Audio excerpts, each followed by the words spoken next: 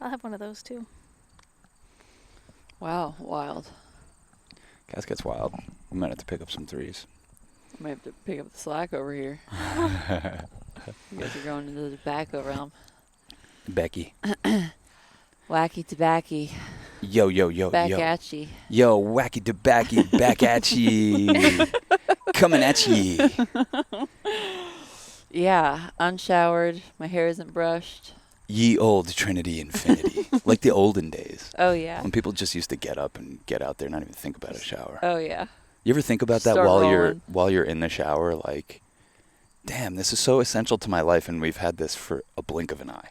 Oh, yeah. This technology, like people fucking standing there and picking their temperature and being fussy about it. Like, come on. Oh, yeah. Well, and our level of cleanliness, everybody's level of, OCD that's been able to even exist because of all of the technology we have, Yeah. Yeah, I want to be one of those people who naturalizes their hair, where it's just like you have a natural biome that kind of keeps it not too greasy or too dry or whatever. What the fuck did people's hair look like back in the day? Before they were washing it and brushing it all the time. Did everyone just have a natty dread? I think about that very frequently, too, because my hair dreads really easily. Like the type of waves I have. If I don't brush it for like 3 days, I have a project on my hands. There's a rat's nest I have to untangle. Yeah. That's the karmic knot of my life, the back of my head. Mm. I don't know. Yeah, I think when we didn't wash it as much and it was more oily, it probably didn't tangle as much. But we definitely, we were getting it wet. Yeah. And that almost maybe would tangle it more.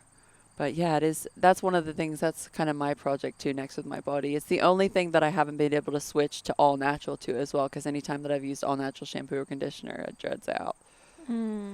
But I think it is getting on some sort of a balance with like a healthy, probably only oil shampoo like once every 2 weeks or something. It's like kicking any addiction. Like there's going to be a period of unpleasantness, but you just got to go in and through it for the glory. Definitely. But ultimately you just end up being a person who's like got slightly more greasy hair all the time, I would think. Yeah. Like, it's just, at least for me.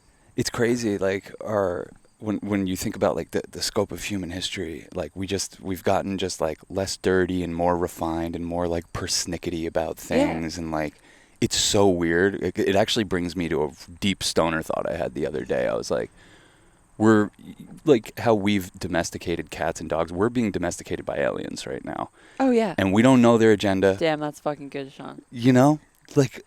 What? I don't know what they're doing. It was the Rick and Morty we watched last night, because I think about this with astrology all the time. I'm like, we're in a simulation. That's what the astrology is. It's like the game that they chose to like run all these patterns through so they could like digest these different theories that they had. You know what I mean? And you do come to this thought eventually that the aliens, it's not a good or bad God. We're just entertaining them. Yeah. That's my thought all the time. Is like, you like it. You love this. You fucking love it. I'm doing it for you. I'm doing it for you. Yeah. I don't know if they like it when I watch the webcam, but now I am, Well, I was going to say, I mean, but I think this is a smaller part of it, that we're being domesticated by algorithms right now. Really, but I think that's a tool of the domestication that the aliens are using for us. Like, such good language. They introduce these technologies that just hypnotize us. Oh, yeah. They hypnotize us and we just start serving them, and like, we're aware of it and we all do it. Dude, we're so... I went to the dermatologist a couple of days ago, and I had to choose a password and 3 security questions. You're not paying me enough to do that. That's a lot of creative work. You know what I mean? But I just thought it brought me into that theory of domestication too, because it's like, how do we get to a space where we agreed to this level of human formality that makes me want to vomit? Yeah, right. You know what I mean? That's Where what I'm trying to say. Where I have to spend 15 minutes going through 37 forms of my family history, which doesn't even like... anyways. No, but that's exactly what I'm saying. You're going forever about it. Like you just trying to pinpoint at what stage did we click yes to the terms and fucking of this thing. They asked me for my social security number. I'm like, I'm buying lotion from you. Do you want to get married too? Like, chill. Yeah. Yeah. I was really hesitant with the iPhones to give my thumbprint. And now they have our face. Now they have my face, my thumb, my everything. Mm. Yeah, well, they have your blood. Why? Because you gave that away, too. When? When Jesus was crucified. What? That time. You mean if I've ever not donated blood or gotten a blood test, they have my blood, yeah. Oh yeah, I for haven't sure. done the ancestry thing yet. That's very smart. Yeah, don't do that. Especially because you're an only child, and like the buck stops here. Yeah, I can't be like, it was my twin sister who killed them. Yeah. Well, also like both my sisters had 23andMe done, so they have by default they already got me, right? Yeah, definitely. Yeah. Definitely. But Yeah, you're I think fucked. that's part of the domestication is like mapping things and get like that seems to be an obsession of ours is like getting information and organizing the information and figuring out to a fucking minute detail how things work and what patterns are playing out. And it's so crazy that in those situations, in those scenarios, we think of ourselves as like a god, and we don't consider there's definitely something above us and above that that is training us and wants us to be a certain way for God knows what fucking reason. But the same way we want animals to behave, you know? Oh, absolutely. Absolutely.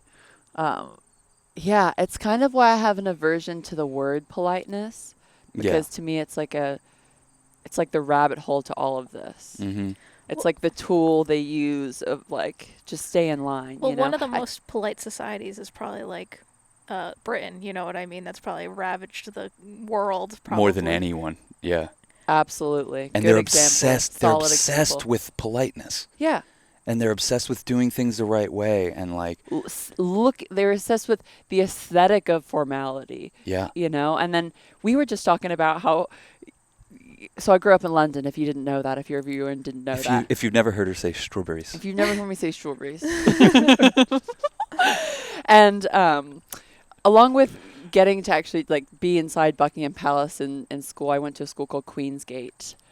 whoa, damn, enter the Queen's Very, Gate. very British. I had to curtsy for my headmaster. That's how British I was. at Damn, the what a time. portal. You should Yeah. teach us how to curtsy, by the way. I will teach you how to curtsy. But we, regularly I'd walk past the palace and you walk past the guards that are standing there all day with their heads balding and sweating under this bearskin hat, And of course I did get some entertainment from trying to make them laugh, which never was successful. But at the time I didn't go into like the existential crisis that I did when I got into like teen years, like 12, 13, when I saw them, when I was like, oh Yeah. my God. This You still person- fuck with them for a minute. I You're still like, fuck with- and then but you're like, oh. his damn. life, like what is his life, Yeah, and then I like- start to feel for him and empathize for him, like he sacrificed, like his whole life is this stupid fucking farce, like for what? The monarchy For this has him idea that trained this- like a little gerbil. Yeah, that this woman has more value than you or anybody else. Like what a fucking ridiculous idea that we've invested into the point that you're sacrificing your life, bro. Like- This is your life. And he has to think probably bad thoughts in order to not smile at a little kid jumping Yeah. around. Oh yeah, the mental gymnastics they must have to do when they're like, I'm dying of heat stroke right now, and there's a 13-year-old standing in front of me trying to get me to break, and like just what they must have to do to fucking hold their position. We need to find out their psychology, because maybe it's like that. Maybe it's very Zen, or maybe very like Buddhist, or like those guys who will like stand on one leg for 30 years, just so they can show that it's possible, If I guarantee you, if they don't know it going in, they come out having a spiritual practice. To be able to do. Like, because it is a level of focus. It's disturbing to me what they're focused on, but it is a level of focus that's almost enviable. Like, how the fuck? You just have to have your eyes fixed on one point all fucking day, just staring while tourists fuck with you. Psychosis expresses itself in many ways. It definitely does. It definitely And does. that's a great example of one of the ways Yeah. that a human can be a little bit. Oh, yeah. Yeah. It's cool that we're living through such a, what I think will be looked back at as a distinct time of mass psychosis. Yeah, it's hard to tell whether that's true or whether we're just headed towards Yeah, more and more it's just fucking psychosis, whether crazier. it's just getting more. Yeah. Because you do see the element of fracture in post-globalization with the collective conscious and the need for it. Mm-hmm. And and the next step in our human evolution and consciousness as we expand, where we do understand that you are creating your reality. Yeah. And where we are having to like step on a limb and go outside the bounds of our programming in the third dimension and what already exists and seem crazy and psycho, to carve out new space for people to exist in. Yeah. And so, maybe that's just the progression of things. As there's more of us and it's more complex, it does get more complex. Yeah. You know? Yeah. It's tough though, because if like when everyone's tapped into you can create your own reality, what the hell's gonna come of this place? Yeah, well, I think that's what's always been happening, and Yeah. like the people that are more in control of it have more power and control over the people around them and this world, Yeah. literally. Yeah. You know? I think it's going to be a genuinely positive Oh, Yeah. of course. trajectory for us, because once we become aware, like we've always been creating our own reality, but once we're all aware that we are, we're going to naturally want to create more positive realities, more loving realities, more kind realities, maybe not polite, but more kind, considerate realities. Well, look what we did. As soon as we woke up, we set up safe space for other people like us, whether they're here yet or not. The Church of Chill is that. You know what I mean? As soon as we woke up to that reality, like, oh, whoa, shit. One life, I'm creating my reality here. What's important to me? What's not emphasized enough in society? Oh, chilling, spending good quality present time with your friends, going deeper with them. So we just set up shop. But imagine generations, many generations of people with that, like, oh, I'm awake and I'm aware and I'm not going to fucking fall for the cultural hypnotic patterns that put me to sleep, Yeah. you know? Yeah. And then beyond the cultural hypnotic patterns and the silent sound technology that the government uses, also also the patterns of the people that are around you, because really the strength of people's belief systems around you are the reality that you also live in. You know, it's like if you're around a God that's more embodied and aligned to their belief system, that's actually a part of your belief system because you're like subsumed into it, if that makes sense. Yeah. So it really is going to become so much about like frequency and alignment, and and less about force and more about power, because it's going to become more about belief and less about action. Yeah. Yeah, totally. I'm not quite there yet, but I think also a direction it goes is, and I go through bouts of this, of like understanding my deeper desires, and that my deeper desires aren't satisfied with consumerism. Even though Totally. everything's set up to think like, oh, buy this thing and you'll be happy, or get this thing, or buy this experience and like buy your happiness. It's really hard to break, but I think that's just like where awareness is going to bring us, is like, okay, being more creators than consumers, and having something to offer. It's a good distinction. Totally. Because there is desires and then there's deeper desires. And a lot of times if you ask someone their desires, even if I asked you on the right time and the right day, your main desire would be like, I want to have a house. I want to own a house where people can come visit us. But there's a deeper desire below that. And that's the thing. Like if you can get more in touch with that, sometimes it kind of eliminates the surface level desires. You're like, oh, whoa, I'm seeking safety and family. And tending to space. something, or like I want to, it's really important to me to have a garden, but it's like, okay, we go to your parents and we buy plants and help tend to them, and then at my mom's we help tend to them, and in Georgia we tend to the plants. But the cultural hypnotic patterns have you saying you need to consume, you need to put money out, you need to buy I need my something, own plot. you need to have the illusion of owning something in order to fulfill that desire. Mm-hmm. But when you go down to the level deeper of the desire, none of that stuff is even relevant anymore. What could you own? How could you, own something? Yeah, well, taking care of land is a real thing too, though. Hell yeah. Yeah, and taking care of space. And I think some people do have deeper earth desires to hold space and nature, and be a provider and stuff. But yeah, there's definitely, I love like a threefold layering of desire. Yeah. Like the demons and what they want from you. Yes, exactly. The sugar desires. Yeah. Yeah. The sugar demons. And then there's like the human programming desires, which is like the house, Mm-hmm. and then there's that deeper desire of like, I want family and security and these things that don't have anything to do, like what you said, with owning a place. Yeah, owning a place or any of the, whatever. I love the sugar demons. I feed the sugar demon. The sugar demon level is just like immediate, like, what's my desire? Of course I want that cookie. It's literally a sugar demon for me. Yeah, I have a Cookie Monster as a demon. Oh my God. Sure. Well, these are dopamine demons. They really are. When you break it down to that, they're dopamine demons. You're on dope. Yeah, we are. Damn. Yeah, and I like that you talked about this conversation with the perspective that like will is a part of that reward system, because I hate when people talk about dopamine in a scientific format without talking about that it's actually way more in your control when you get rewarded versus not rewarded. It's actually like you and yourself. It's not the sugar, like, yeah, it's totally, it's like the relationship between yourself, you know, the man and woman in you, or the father and child in you, or however you want to, you know, digest it. And I do so much of that work with working alone and rewarding myself. And I've like had to do that, you know, to switch the dopamine reward system. You'll get nothing done otherwise. Yeah, because you have to let go of the need for external validation and entertainment and boyfriends making you laugh to actually go down and produce good work. You know what I mean? So I have to create my own fucking boyfriend that makes me laugh. And, you know, And here I am. my own team of people. So yeah, it's interesting the way that we reward ourselves, and I think about that with people at the gym too, because I actually don't think that you should work out if you think about it like work. You know, and I see people at the gym that are like miserable doing what they're doing, and it should be anything with your body that you're doing as far as like a practice and a workout and training. It should be fun to you. Your practice with your body should be fun, because that in itself is building basically like traumatic patterns in the relationship you have internally. If you keep doing things that you know your body doesn't like to do, and the man in you is just like abusing the woman in you, and you know, it's like it forms patterns in yourself where you don't trust yourself to take care of yourself and then make decisions moving forward. And you know, you got to reward yourself more. You got to do this more. I'm in public, just embarrass myself sometimes. I'll just be like, yes. Oh, it's good. That's or I'll so spank myself. good. That's the ultimate. Like while I'm working, if I do a really good job, that's like my. Out in the gym, you ever do that? Wow. Oh no, just in my house. Oh, well, you know, Mare's good to herself, but she's also gnarly to herself sometimes. I've never heard anyone. I'm like, who the fuck is she telling off right now? And then it's like, she's like, Mare, get your fucking shit together. Oh my God, that's true. And you were just telling us how your dad does that too.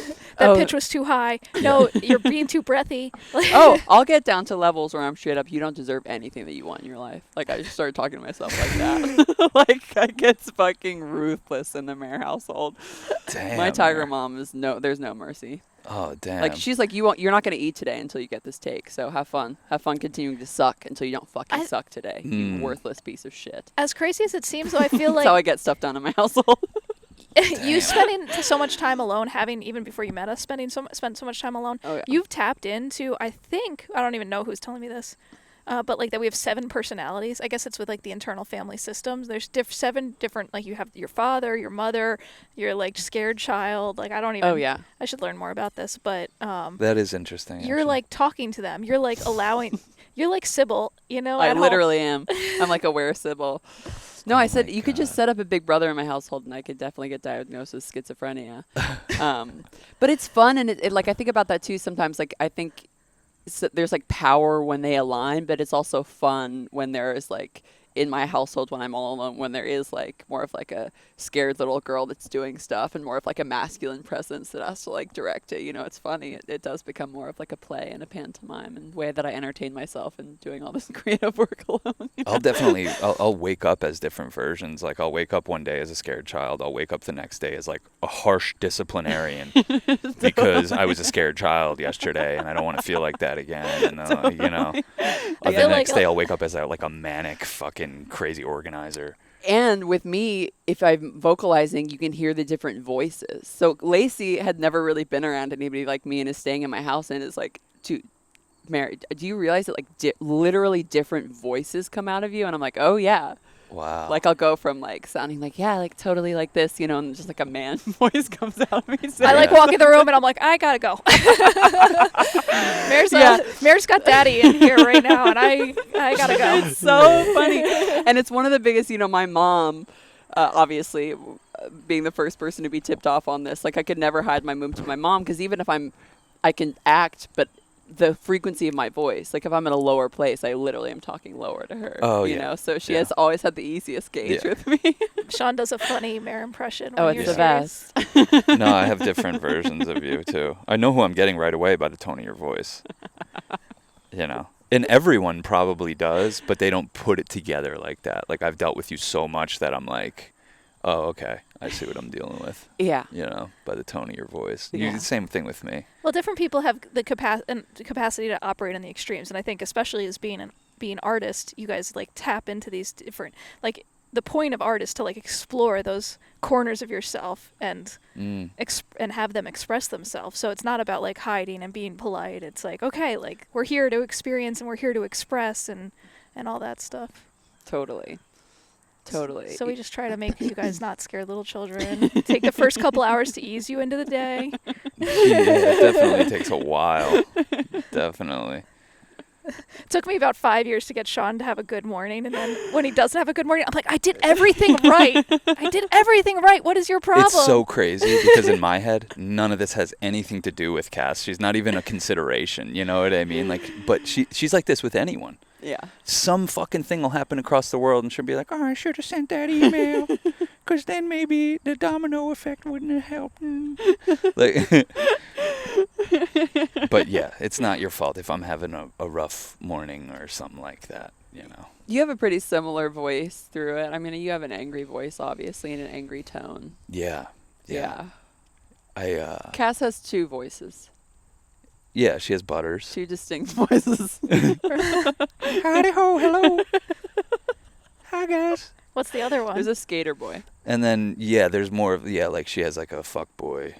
So I have three voices, because then there's got to be like a serious one in there, right? I feel like that's more of your skater. Like you try and be serious, and it's like it's too sexy. It's too sexy to be serious. It's skater boy, you know. Yep.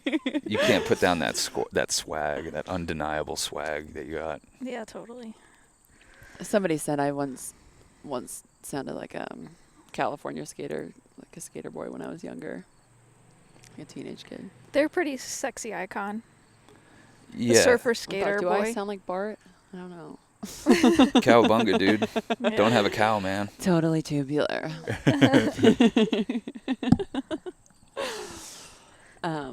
Bart Simpson was one of the biggest influences on my life and who I became. Yeah. Because the show started and he was my age. He stayed how old I was since then. But when I found that show, I was his age, and I was like, fuck yeah. Well, speaking of voices with ranges, how many voices does she do? The girl that does Bart. Oh, yeah. A lot. Incredible A voice lot. actor. Yeah. Incredible voice actor. Why? Because she plays not just Bart, she plays other people? Yeah, there's 4 people that play all those characters. Yeah. And That's really, crazy. like It's kinda like 2 South of Park. them. Really. Yeah. It kind of did break my brain when I realized Bart was voiced by a woman. Mm-hmm. So You know. cool. So cool. It must be so fun for her. Like, She's a Scientologist. that's totally dream job at one point. Get hired on like an animated movie just to get to be a voice actor for animation. She's like one of the highest levels of Scientology you can be in. What? Yeah. And she'll call and do like robocalls. You know those like robocalls that you pick up the phone and there's a recording playing? She'll do it as Bart Simpson trying to lure you into Scientology. Are you kidding me? Yeah, That's no, it's been amazing. controversial. They don't know really how to deal with her, and they're kind of scared to. Because it's her voice. Because It's like, how do you trademark a voice that someone else can Yeah. express? Yeah. Huh. Damn, that's wild. Isn't it interesting? It's super Her name's interesting. Nancy Cartwright. We've been thinking a lot about religion Yeah. and the cult of it. Yeah. After Yeah. we just watched that simulation theory religion cult, Rick and Morty, last night. We're obviously Our right boys. now in a religious cult community that we're trying to figure out what's We going are, on. Yeah, which we're- is the only we're reason here. it's so lovely. We're It's having an very upstate getaway. Very lovely, but there's lots of Christian books in here. But they also they're good Christians because then they also have the Bhagavad Gita and like other stuff, so they make you feel like, look, it's your choice, but you definitely want to be Christian. But Mm. Jesus is in you. Yeah, it's your choice, but you have no choice. You already are infected with Jesus. Yeah. My favorite Jesus things are when they talk of him being inside you, because it really pinpoints, I think, just the crux of religion. Yeah. Being the masculine, trying to contain the women, and spirituality. It's Yeah. amazing. Like, unless he's inside you, you're going to burn. I'm like, I'm pretty sure that's the premise to abusive relationships, but whatever. Cool. So nuns must be like the #1 devotees. I bet they get so off on Jesus. Oh, like, man. So Damn, awful. yeah. He's fucking them. He's fucking them. Yeah. Yeah. They have wet dreams. They might not do That's anything. what I was going to say. Yeah. But I Yeah. was like, I don't know if I should take it on the show. Yeah. You can count on me for that. The Son of God comes down there and fucks them every night. Yeah, I mean, if that happened to me, I probably would be a nun. I'd be like, this is cool. Yeah. I got taken care of in the night realm, and then I can be like a civil servant during the day. I try to channel Jesus when I have sex with you guys. He just turns your pussy water into wine. Yes. Oh man, the things that Now you're Jesus. taking it too far. No, but no, Cats, come on.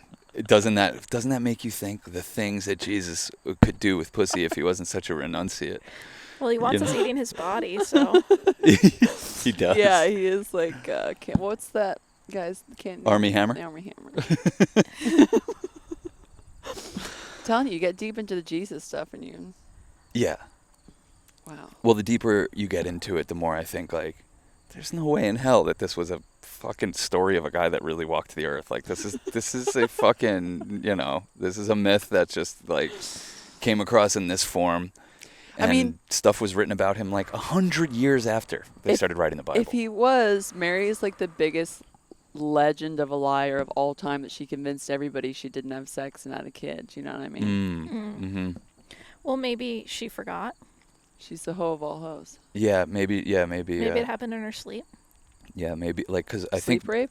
I think Mary was like a 15-year-old girl who was married to a 30-year-old guy. You know what I mean? So it was like very strange circumstance. And she was already married, so why is she a virgin still? And like, what the fuck is going on here? Yeah. Because Jesus, Mary, and Joseph. Joseph was a fucking old perv. Yeah. That's what I think. I do think it's a good allegory for astrology. Oh, I mean, yeah, it's astrotheology. The son and his 12 disciples. Yeah. Yeah. No, there's a really good I should do a little video on it. You should definitely do a video on it. Well, tell us a little bit right now. What do you know? Well, there's just a lot of symbology for him being the sun and a Pisces, and it was supposed to describe loosely the age of Pisces. And he moves through each of the zodiacs and the 12 disciples sort of in the way of the rest of the zodiac, like starting from Aries. And I do need to do more research, so I have something more to say also, because I'm just like so fucking brain foggy during this every planet retrograde. I can't. Have you guys ever been around me when I've been so stuttery and forgetful in my life? No. It's embarrassed. I'm embarrassed. But it's okay. But here I am beaming it out to you. But yeah, there is a really good allegory for it being astrological. And it applies to every religion. Yes. There, if you look into astrotheology, there's not actually surprisingly not a lot of good videos on YouTube about it. Yeah. If you wanted to do like a fucking little rabbit hole and put a video out, yeah, it'd probably get a lot of plays, because there's Yeah. nerds like me who are like, all right, take me through every religion and show me how this applies. Yeah. Christianity is almost low-hanging fruit. It's so easy. Like, you already did. You're like, oh yeah, 12 disciples, the zodiacs. This Oh, and it's that. really easy Yeah. with it. Yeah, no, it's all very much right there. Even the way that he goes through the seasons in the Bible is like when he meets each of the zodiacs and their representation. So Yeah, and also, Jesus being born on the solstice and then, Yep. dying for 3 days. That's just Yep. the sun not coming out for 3 days. And Yeah. on the third day it rose again. Mhm. And, there's just Exactly. so many little things. Exactly. Thank you for that. Exactly. The solstice is a great example. And but across all religions, these virgin births always happen on the solstice. And it's like, yo, this is astrotheology. This is ancient shit to teach us how to fucking farm and stay organized and what's going on in the sky, and like blueprints for how to live your life, and in alignment with the land, with what's going on here, with what the moon's doing. Mm-hmm. So I think it's one of the most corrosive and destructive and violent things that's been done to us, is that we've been hypnotized to think that the Christian story is real and it's not allegory. Just that little flip of the switch between it being literal and metaphorical fucking changed us into warmongering on behalf of Jesus, as opposed to letting him live through us in a way. Oh, yeah. Christians separated astronomy and astrology in the fall of the Roman Empire because it was such a willful, set of men. They were so upset with the Hellenistic idea of fate and determinism in any way that's baked into having a body at all, by the way. Yeah. That they completely separated them. And that's why people make fun of astrology these days, is because Christians, way back in the day, were very afraid. It's why they also don't give you the actual sacrament, because religion is masculine, spirituality is feminine, and they are doing everything they can within religion to take the feminine aspects out. Yeah. They can't give you the real, the actual communion. The mushroom cap. They can't give you a mushroom cap. Totally. Because it'll actually give you the power and take it away from the priest class. Totally. Who were making very rich. Totally. So, like any feminine qualities, and we're doing the same thing at large in society, because we've shifted from religion to these other, we have religious tendencies, but we've pointed them towards billionaires and class structures and Totally. like that kind of thing. That's what we worship now. Totally. You know. I think they've made a mistake though, because I think if they did give the mushroom cap, I think there would be a lot more people who want to know the map. And if people could just say like kind of with Ram Dass going to India was like he wanted to see the map of consciousness so he could understand how to stay in higher states, or so it's like I feel like it's a missed opportunity to get people to like really commune with God so that they want then someone to help them with the words and the guidance to stay connected. Mm-hmm. Totally. Like the rosary beads, like that probably is like its own meditation, which is a way of like staying, like keeping a purity of heart and mind and body. It's also, to me, as I'm thinking about it, probably a reaction to the way we were like in Atlantean times, where I think they pigged out on the feminine and their powers and all possibilities, and then fucking the gods were like, we gotta sink this fucking thing. You guys are pigging out on the divine feminine too much, and we gotta take you down. And now we're doing the opposite, like almost as a reaction of the thing that was going on a little over 12,000 years ago that got crushed.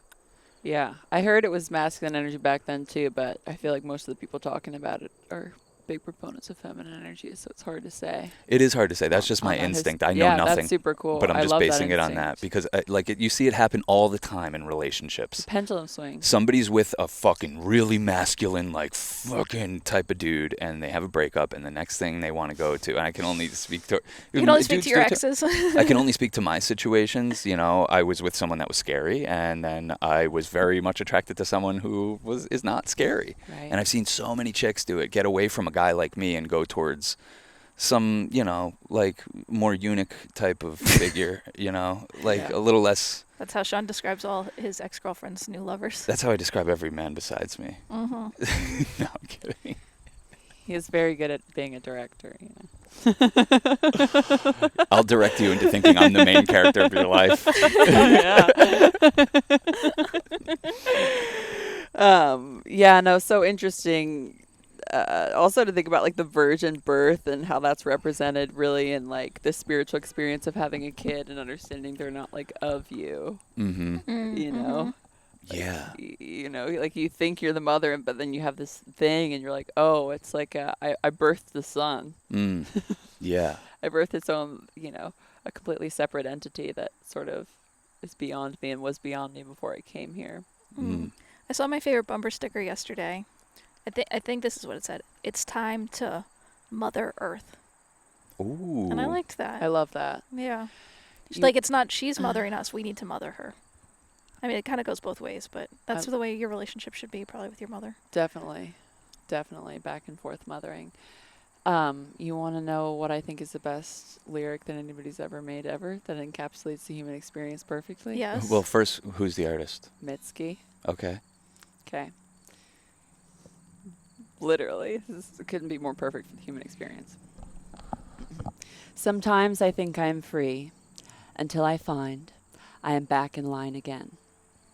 And that's the human experience. Mm. And that's the experience of having astrology and having a pattern, having a body. We do have will and we do have free will, but it's to a point. You know, it's to the tools that you have to work with, you know. It's to the ingredients in your pot. That's all you can pour. And I constantly am going, you know, that's my consistent existential spin battle. So I think I'm free and I get back in line and then I have this resentment about what the fuck is alignment? What the fuck are we talking about? You know, like why do I have to fucking adjust to anything or anybody or any belief system? And like the only way you get over it is comforting yourself with I chose it. You know, I chose the pattern and I chose the story and I chose the life, but it's really just you're trying to get yourself to sleep at night. It's like, you know, you have to submit to a story and who knows who fucking wrote it, but you are submitting to it. Yeah. You Well, know? that's where the free will comes into me. It's like, how are you going to react to that? Because that's where it feels like it's on us. Like, what are you going to do about it? How are you going to handle this? Well, because always when it just feels so good, you're like, I made it. I fucking did it. Like, I'm coasting. And then something happens and you're like, what the fuck? Yeah. I thought I had this figured out. And then you feel so far from it. And then you're like, actually, this is just being human and it's not always easy and can be scary. And Yeah. I went through this year period when I was taking acid like every day, and I was just in my vortex of magic, and I could name a song and walk into a bar and that's the song that would be playing. And I'm telling you guys, like A plus B equals C, and that's how every single one of my days went. Like magic on top of fucking magic. Hell yeah. Yeah. And I've been trying to get back to that place where I feel that sort of belief system. But seriously, when after getting my face smashed in, it feels like every time I look in the mirror, it's not even a vanity thing. It's just this reminder that like at any point I could get the living shit beaten out of me. And it definitely just feels like this constant like, oh, I don't know if magic is real. You know, that's what I work with every day. Is this like when a complete loss of control like that happens in your life, you know, that seems to be not from even like your own conception of like, oh, I was really fucking up that day or whatever. It was just like, nah, it was just your time to have your shit fucking rocked to a point that it'll never be recovered again, you know. And then it humbled me to a point that like I'm consistently scared, and I was never scared when I was younger about life, you know. Well, what is magic without having your faith tested? Do you know what I mean? Like, it's like if it was easy to believe in magic, would it be that magical, you know? Yeah, how much power would I have in the magic if it was that easy? Yeah, I think you enforce your power when, despite the fucking craziness, you can make it part of the bigger story of like, oh, of course thought I was on this trajectory of, you know. Yeah, no, yeah. But yeah, that must be so, because even having like a friend that we found out passed away recently, like just puts so much in perspective. So like having personally been in such like a devastating accident, like it does probably not put you on solid ground moving forward, because you more intimately, your body is aware of how things can change in a split second. The way like my body's never been in that kind of trauma, so I don't even know what you the way that you've absorbed and experienced this earth experience, you know? Yeah, no, and I'm always a proponent too when people talk about body trauma, like, oh no, it's all good, like tomorrow's a new day and the next second's a new day, and like all the things you think you have to carry, you don't have to carry, but like our cells do have memory. And I'm reminded of that constantly. Like, you know, my dermatologist is touching a part of my face that like sometimes hurts, and she hurt me yesterday, and there's just like this tinge of a nerve ending, which halfway feels amazing. The pain feels amazing because I have feeling, and I lost feeling in that part of my face. And it's not even in that moment, but those couple hours afterwards, you could, like, my whole emotional field was just taken down to this grieving place, and I couldn't help it because your face just remembers, and it goes back to, like, holy shit, and, like, basically got my whole body almost, like, shaking that day because my body is like, you know, please don't fucking... Yeah. Please don't, you know? Yeah. So it is interesting how our cells have such amazing memories, and I think they have such amazing memories, and that's why our technology is so advanced and amazing and incredible, and how we can be so adaptable and stuff. But well, it's how we pass things generation to generation. And it's how we pass things generation to generation. The wisdom and the fear. Yeah. It's also why vaccines work. And why vaccines work. I mean, it's true. Because your body remembers how to fight a virus. You totally. know? I'm not even trying to proponent. I'm just saying they give it tools. Makes sense. It should be quickly. We don't have to name him or anything, but should we just honor our friend that died? Because it brought up a lot, I think, for me at least. Yeah, you've done so much grief work in this life. Yeah, it's tough because like you know, we just skate through, and you assume like you're gonna see people many times, and you're gonna continue the adventure, and you make plans, and you think they're gonna happen and whatever, and then like, you know, we're friends with this dude, and I remember last time we tried to get in touch with him. We were supposed to hang out the day that he passed away. Yeah, we were supposed to hang out, and he just like didn't get back to us, and I get triggered by flakiness. Like it's usually like one strike you're out type of thing, you know. Yeah. I'm like, what the fuck is this guy doing? Why is he flaking on us? And he just never got back in touch. And then like 2-3 months go by, and we find out he died that day. Yeah. And man, it's kind of been rocking my world. I think about him a lot, and I just think about the way he was. I'd never really met a person like him, you know, in a lot of ways. Like, he was just such a bright, shining spirit, but also the most careful, paranoid, like on edge, anxious energy you could be around, which was always interesting to me. And it woke something up in me, like, okay, yeah, let's be careful. Let's make sure that we make the right decisions, this and that. And like I was saying to Mare, and I think it kind of blew your mind out. Like, it just dawned on me as I was saying it to you. I'm like, oh, he knew he was going to die. His body knew he was going to die. And it was like, it was tight towards the end. It was tense, like his journey towards the end. Like, he wasn't long for this world, and he didn't intellectually know that. But he was behaving as if he was trying to avoid what ultimately happened. Is he fell off a fucking ladder and just died. Young dude. R.I.P., my man. Like, what the fuck? But I do think like and it's when it's your time. And I think the way it manifested in him was being very careful and teaching other people how to be careful and not get in trouble and not get hurt. Yeah, totally. And not like lose your freedom. And it's just a bummer because he wanted to do so many things and he wanted to make more music. He wanted to play music with us and he liked the same music as us. And he came over and he was like, "You guys know Kurt Vile?" He made great music. He made great. Yeah, remember he played it like he had some music. recordings of songs we listened to. He made great music. Yeah, so sad. It's hard to make great music. He made great music.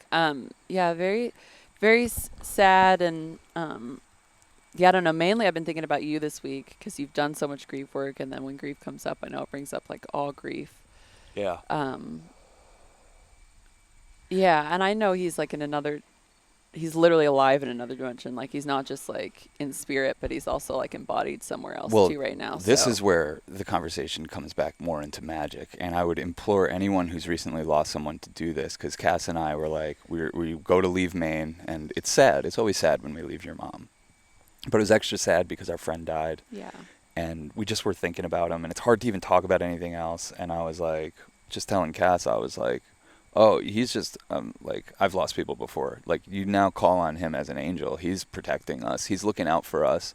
And I think he's specifically looking out for us in that way, in the way he lived, like trying to protect us, trying to make us feel safe, looking out for our business like he did, and looking out for our safety and comfort. And we both just called on him as an angel. Like, join the team, man. Like I've told you, I went to an angel healer. He said, "You got more angels than I've ever fucking seen before." So I just drafted him, and literally within 5 minutes, Cass is furiously texting next to me in the car, and I just turned down the music, and Cass is just furiously texting for 20 minutes, and she's like, "All right, I have news. Work is coming in. They want to work with us on this big job, and oh my God, it's an old friend of ours, and holy shit, this looks really good. They want a reel, they want a budget, they want all this stuff, and it's like, oh my God, what the fuck?" Literally the second we called on this guy as an angel, he threw us a little fucking sweet little angel wink of, and even if the job doesn't come through, just you guys are recognized, your value's out there, people will pick up on it, keep doing your thing. You'll get compensated for it. Have faith, so. Yeah, the trippiest part for me is you only meet so many people in this life who have done the death work. He learned how to die from the many ayahuasca ceremonies and I trust that he knows in the moment of something happening to not hold on, to let go, and there's something kind of beautiful about. He didn't suffer in that moment because he had done the training. I trust that, yeah. I trust that. I know that. And honestly, I trust that he also, it's the possibility that he broke the cycle of reincarnation. I believe that, too. This might have been a bodhisattva pass for him, where he just did it out of compassion for other folks like us. Yeah, I believe just that. To be a bright, smiling spirit. I lost it when you sent me his mom has a GoFundMe page. Because she's just a dog walker and trying to get by, and she now has to deal with her son's funeral and all this stuff. And there's just a picture of him on there, and it's just oh, it just killed me, He's just he's just such a shining thing, but he's still with us. Totally. Yeah.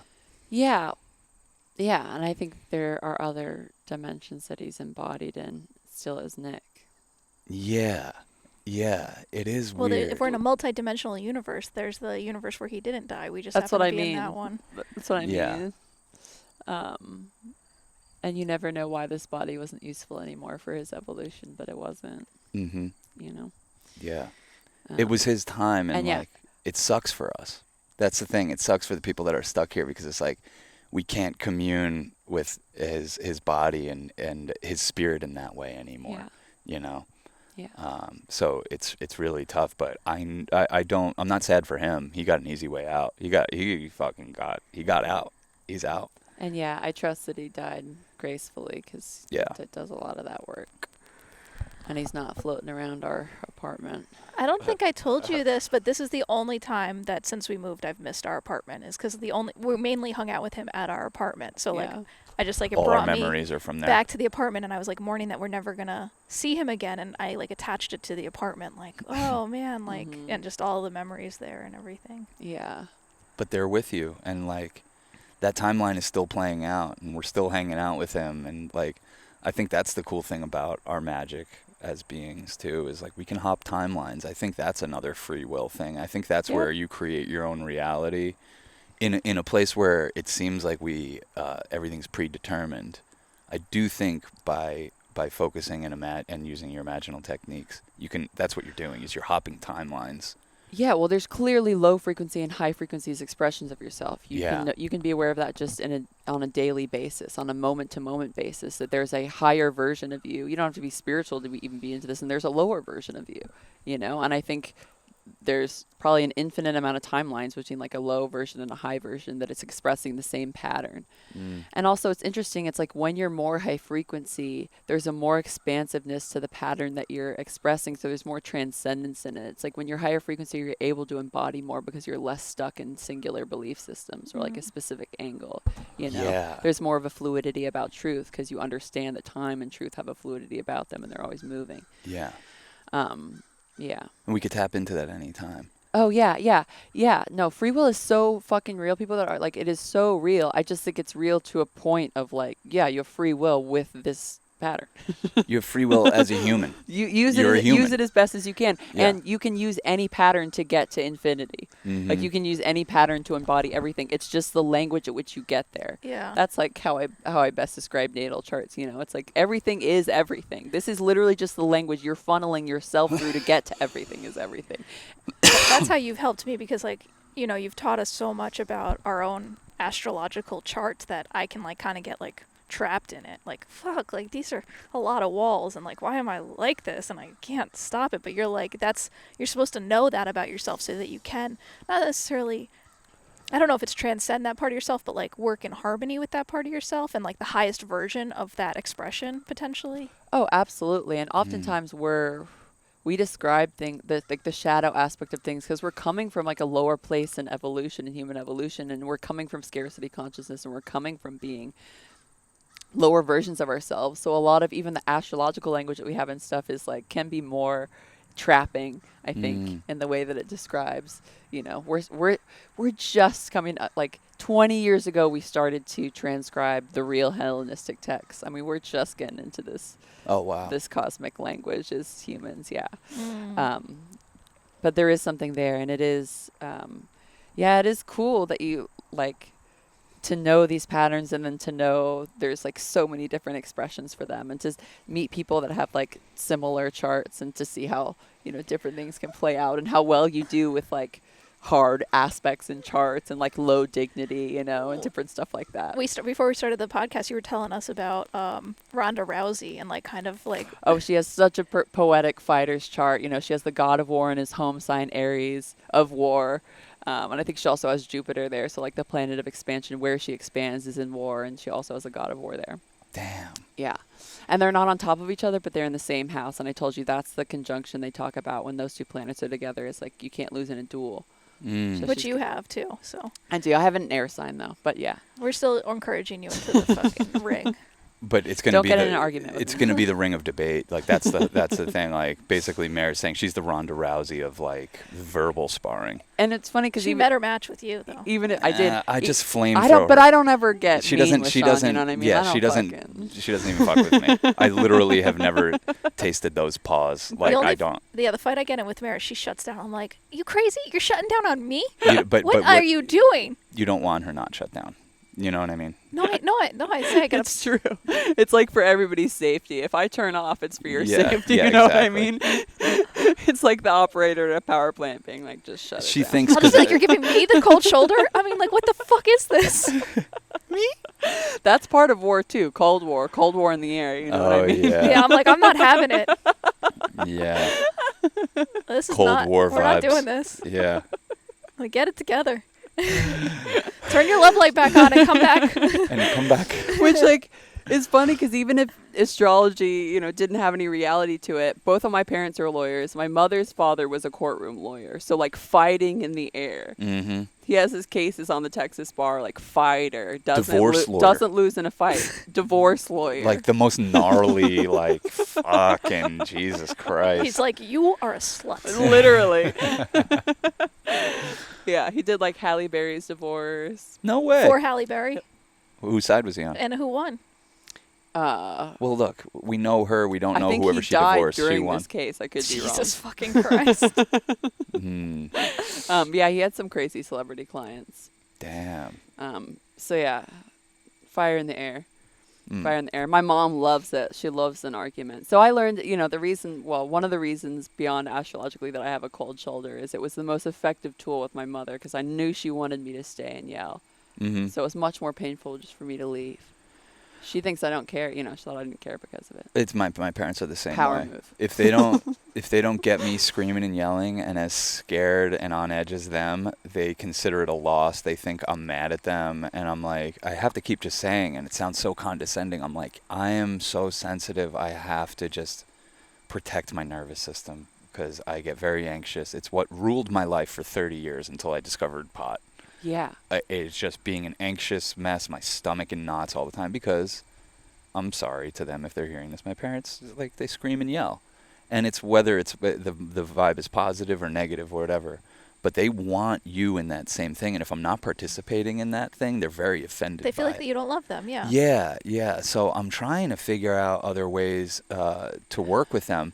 But the crazy thing is, and I've told Cass this, and you've probably even heard it firsthand, when they do get me into that, my words are so beautiful. They're like, I'm like, I could fucking be teaching at political science at Harvard right now. Well, you have I'm like, where is this coming from? What are these fucking words? When I'm like, fine, you want to argue about geopolitics? Let's do it. Well, you know what's funny? I have a Libra stellium, and that's the Jupiter and Mars, and you have a Libra stellium. So you have all this power in the air, and Libra's all about like fighting for justice and fairness. And I was just thinking, I wonder if your mother has Libra placements, because it's interesting because your mother and you are actually similar in this way. Yeah. Because my mother doesn't ever try and get me in political conversations. She's like, she wants to fight personally with you. She's like Cancer moon about it. It's all about like personal things. There's both Sag moons. And your mom, your mom is it's big picture. It's interesting. She's not trying to get you wrapped up in like your drama between her.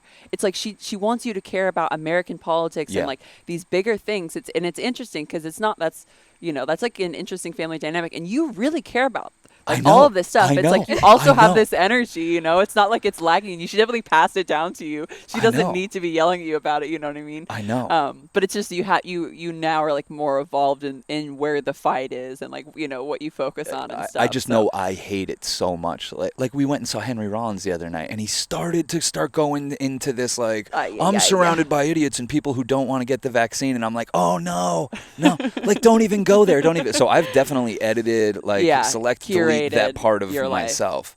Because there was a time when I would have fucking loved to argue with anyone that wanted to talk about anything, and I would tell them how it is. And now I'm just like, I'm more interested in hearing how they think it is.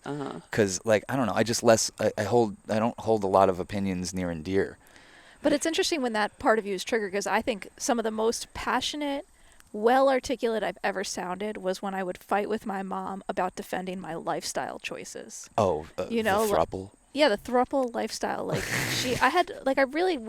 that's the only time we've ever gotten into it. And she's come around and, like, started to trust me because I was so impassioned at talking about why I live life the way I do, why I want to, why this is conducive to my heart and soul and spirit. And it's not like you had practice for those debates and those conversations. They were happening right then and there. You didn't have those access to the words, have never tried them out. But all of a sudden, you're in, like, a flow where you're like, and I remember you would come out of those conversations the way I'd come out of these political debates with my parents, the way you probably come out of your sparring with your mom. You just got to put in the work and just say it all, because people do need to like understand you. You know what I mean? And that's where there has to be like some dance of like giving it to someone. Well, like, it's also now I just realized this with all three of us. It's our parents arguing with us, but really on the deeper level, they're begging to understand us.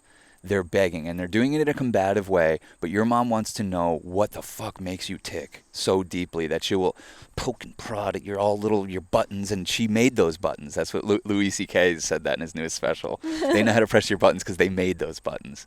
And your mom just wanted really just desperately to understand, and in order to understand, she had to take like almost like an oppositional view of your life to pull that out of you, and you convinced her. And my parents, they know they're shit-libbed. They don't want to admit it. They know they are. And they want to hear somebody who's like kind of more looking at it from above and not as invested. They want to know that. but they have to take a combative stance in order to even Well, because they don't believe it yet, understand that. so they need you to defend how you are a good person, and that you're not concerned with Russia on our front stoop and getting out there with a gun. That doesn't mean that you don't care about your family. Yeah. You know, like, I care about them so much that I won't engage with it, and I say, we don't need to worry about that. Take a breath and just look around you. You're in a beautiful house. Caitlin's not having seizures right now. Your 5 grandkids are about 30 yards away. Your daughter has a beautiful job. Pete's a police officer. We're well protected. You guys have money to pay your mortgage. My dad has money coming in. Just trying to bring it back around to gratitude, to the things I have to tell myself when I get anxious, because I came from them. And that's just their normal, that's where they're operating from. And your parents are operating from a certain place. And like, Cass's mom is extremely chill. You'd be hard to find a boomer that's as chill as Cass's mom. well, I found out, and I sent this to Mare, she's got fixed, her human design is, every placement is fixed. She doesn't have any open energy centers. And it felt like that. I felt like talking to a wall on the phone with her. Because I usually kind of feel my impact, and I didn't even really have language for that until I got on the phone with her, and I was like, wow, I like feel her resistance to being influenced by me on every level. She's It's just, really she's interesting. influential or Yeah, something. yeah, totally. Yeah. That's exactly what she is. And my parents She's incorrigible is the word. you would like are super chill, like, you know, they're super social, so if you're around them, you'd be like they're the chillest ever. Oh, absolutely. But yeah, my mom's different. Yelling is definitely not a consistent thing. It's like it was bursts. But I haven't heard her yell in oh, well, that's good. 20 years. Well, that's good Yoga. for the longevity of her life, Literally I think. yoga. Like, honestly, with the way my mom engages with recreational screaming, it breaks my heart, but I'm like, there's no way she could be long for this world. There's no way that a body, or maybe it's good for your body. I don't know. You don't know. I don't Yeah. know. Yeah. You don't know. Why? Maybe she needs to do that. Otherwise, she might have gotten cancer a long time ago Yeah, from she the releases, stress. yeah. Right. Like, It's a natural release. Like, the- the idea that we want to be polite and not Right. express our anger Exactly. ever seems to be what holds in. Right. You're hiding and holding in the tension that then becomes cancerous because oh you're not. yeah. Well, Right. and the level of grief she's had to deal with. Like, one of my close friends growing up killed himself at 15. His mom was dead within 7 years of cancer. Yeah. She found him, you know. Like, the stress of losing a child, Oh, the yeah, oh level my of God. grief, the level Yeah. of grief that you're subject to, like, a lot of things just feel out of your control. And I'm sure if Oh, I was yeah. like, hey, can you not yell? It would feel like saying don't breathe. No, I mean, Like, when know. it was a thing in our dynamic. You editing the way that I was expressing myself to you in arguments. I mean, there's never been a more frustrating point in my life than like that. Oh, Because it feels like when I was everything. It feels sh- like being imprisoned again. You know, it feels like, really? You want to get to decide how I get to exist here? I know. I'm sorry. Okay. I don't mean to do that. Cool. This is cool. I don't mean to do that. I think. But you like how you exist, right? With like having sparred with him a little bit. Yeah, thank you.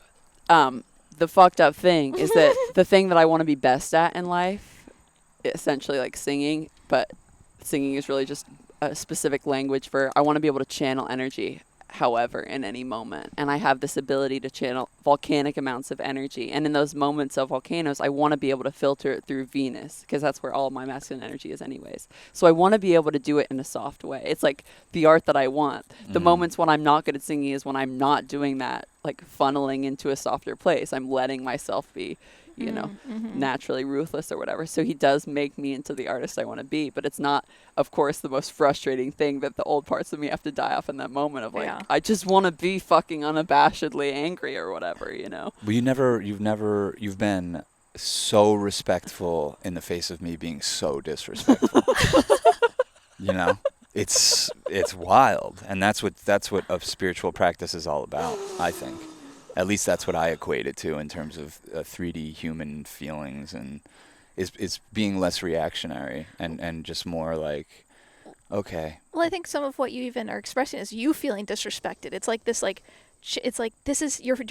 I mean, I think you're giving Mare a hard time because you feel like she's disrespecting you with her energy. So Totally. it's like kind of like Totally. this back and forth of like Yeah. trying to navigate being respected, feeling respect, and giving respect. Yeah, totally. Yeah.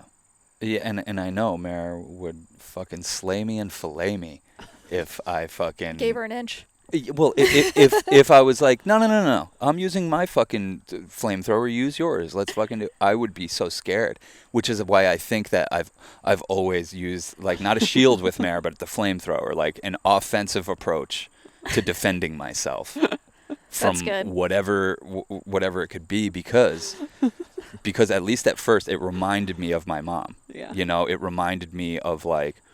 Oh, I know this chick loves me. I've never doubted that. But man, sometimes it's like it's a cold front, you know. And I'm like, whoa, let me fucking, you know, let me toast you. I'll toast you. So you know. Oh yeah, I mean, your mom doesn't even know what yelling is compared to me yelling. You know what I mean? Yeah. I'll bring the fucking house down. Yeah. But you'll never see it. Yeah. Well, I don't know. We'll see. We got a long journey ahead of us. You may, yeah. Catch me fucking like somebody fucks me up at work. Catch me outside. Catch me at work angry. I've seen it. I've seen. That's why I walk into the room and I'm out of here. Well, you know, it's so funny because I've told you the same thing. I'm like, Mare, you haven't really seen me off my game until you've seen me melting down on a commercial.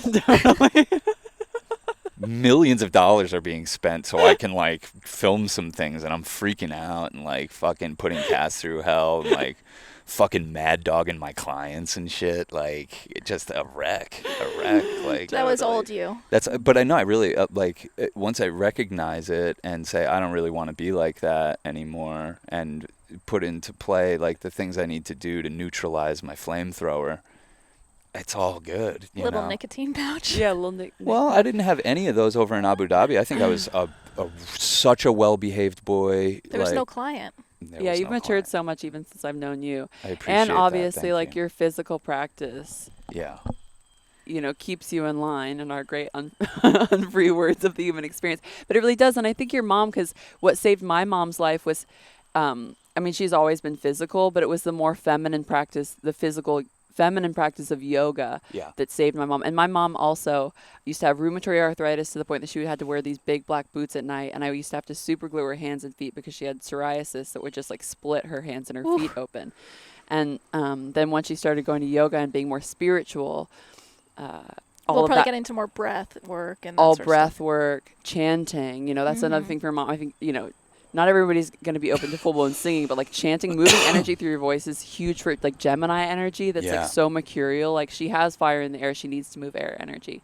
That changed my whole mom's life. She doesn't have any of those symptoms anymore. She's in a better shape than I am. And like mentally and it wasn't too. a pill. Mentally too, I get embarrassed because I act like a child around her and stuff. And she's evolved so much because of this spiritual practice and reflection and constantly like wanting to be a better person and, you know, showing up for that. And, I think it was also just like, you know, it feels like I watched like a lioness grow up. Like she was in this crazy power, and then I came up and was like, "Oh, you think you have emotions?" Yeah. And she was like, "All right."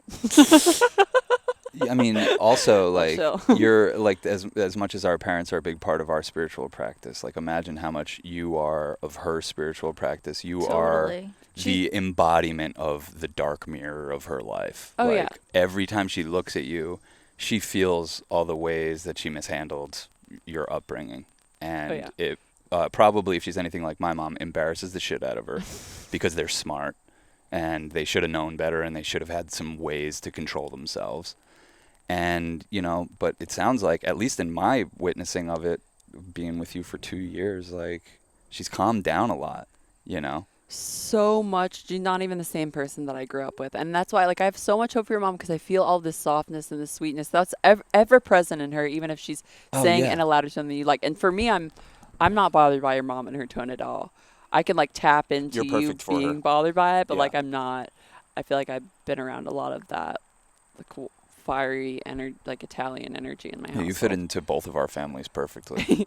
Yeah, but I do think your mom's like a yoga practice away from being like 20 times chiller is all I'm saying. Like she's so smart and has so much adaptability in her personality that I really do see that, like, I think having more weed cocktails and making that be like a fun, exciting, because I wanted her life to be fun too. I don't want Kathy to have things taken away from her. Like she holds down so much. She should have enjoyment in her life and treats and pleasure and yes, you know, she should like, take out the the alcohol and replace it with like 5 other things she loves. A little, like Yes. Cass's mom has fucking weed cocktails starting at like Yes. 3 in the afternoon. Yes. She's drinking 10 milligrams and then another 10 and then maybe even a little more sometimes. Your mom will probably retire within a year, and it's gonna be total game changer. You think? It is, but trust me, that energy needs to be replaced, or Yeah, she recreational needs screaming will spike. She needs something. Trust me, she needs something. She needs something to pour her energy into every day. And for me, like, I need the same thing, a natural enemy. On our last podcast, I was saying it's not good to have enemies that are actual humans, because then Yeah. anyone could become them. Definitely. But for me, my natural enemy is the little bitch inside me that doesn't want to work out. Definitely. And doesn't want to meditate and doesn't want to do the things I have to do to keep my fucking this Temple. vessel, in order. So that's my natural enemy, and I just I love that guy and I respect him, but I try to fucking slay him on the daily. Oh yeah, and your mom needs that practice of channeling fire. She's got a lot of fire energy. Fire Yeah. people need to channel fire energy and stop drinking coffee. You fucking crazy Well, asses. that's the fucking. And non-fire people need to date fire people. And non-fire people need to start drinking coffee. You lazy pieces of shit. It is true. Wait, do you think that's why I never had coffee until I was 36 years old?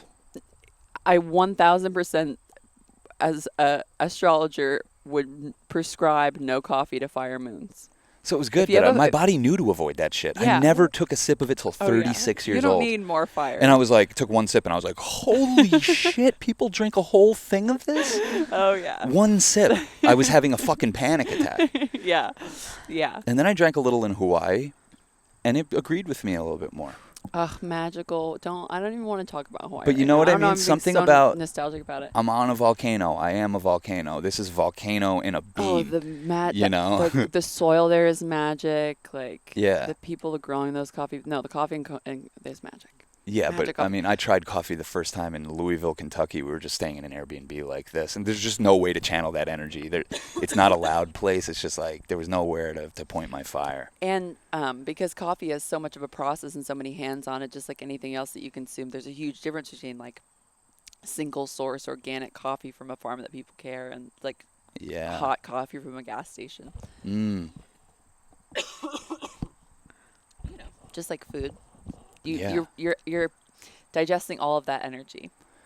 The people that hated their job that gave it to you, and then Oh, yeah. the 100 hands that touched it before that too. If or you only whatever. get your food and coffee from gas stations, you're going to become a gas station in one way or another. Totally. You're going to start reflecting that environment.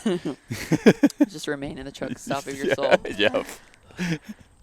Like a hair on my throat or something. No, there's something you guys about have to needing fill the space while I. the balance, because it's like a total acid bomb. How are we doing? I feel like I'm getting sunburned. Yeah, we've done our thing here. All right, for great. sure. I don't know if you got a little I'm too much sun. melting, man. Okay, yeah. I Well, mean, I like, think it's we good. can It was move worth into it. the shade. It was worth it because people got to see our bright, beautiful spirits. Yeah. Yeah. Mare, you're a TikTok star now. I'm talking on the tick, taking on the talk. It's listening, period, to, T-O, period, spirit, on TikTok. All lowercase. All lowercase. That seems to matter. She's doing daily astrological readings. Yes, I do daily horoscope readings, and then I do a tarot reading for each of the zodiac signs every day. So there's And- 13 videos every day for me. Yes. They're just like very short, 30 seconds.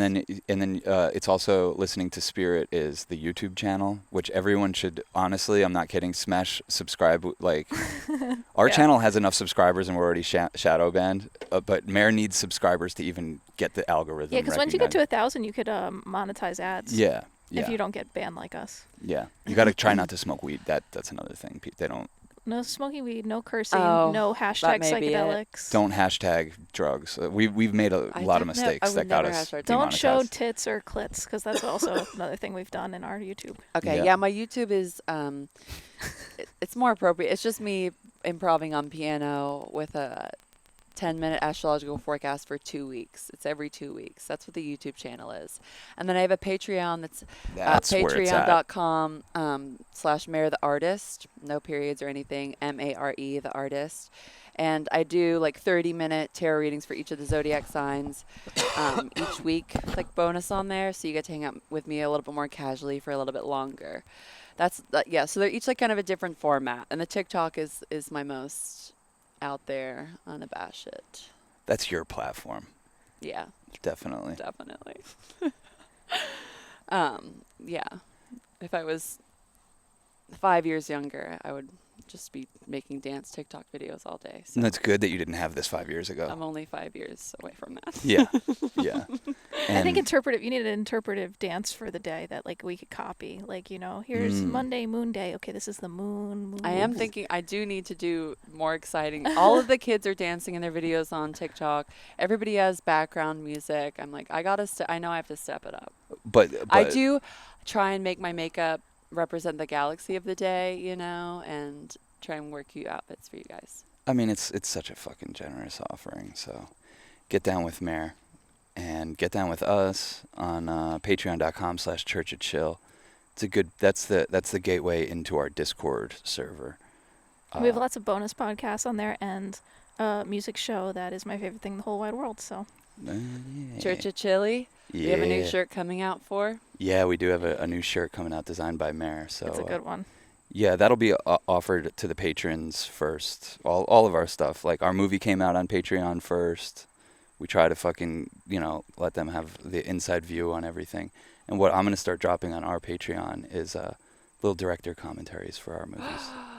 Wouldn't that be cool? Oh my God, yes. Yeah. People would love that. Yeah, I'm so it'd glad be good. you thought about that. Yeah, I could just go through them all and just say some reflections. It's something I could do every few years because it changes. Yeah. But Oh, that's such a good idea. yeah. And I think we should make a video for Patreon today too, maybe where we go watch us play tennis, or Yeah. more specifically, watch me smash you guys at tennis. This could be a good challenge. We'll I think. see. We'll see. If you guys want to watch Sean and Cass lose at something You think you can take both of us? We'll We're see. challenge you to a duel. at the same time. And we're going to take some 2CB today. Yeah. We're celebrating Mare's birthday. Mare's Yeah. birthday is September 12th. Yeah. So we came on a little weekend adventure. We're going to see Billy Strings and Willie Nelson tomorrow. We're going to take some 2CB today and eat some good food. That's going to be so fun. It's the best life of our lives.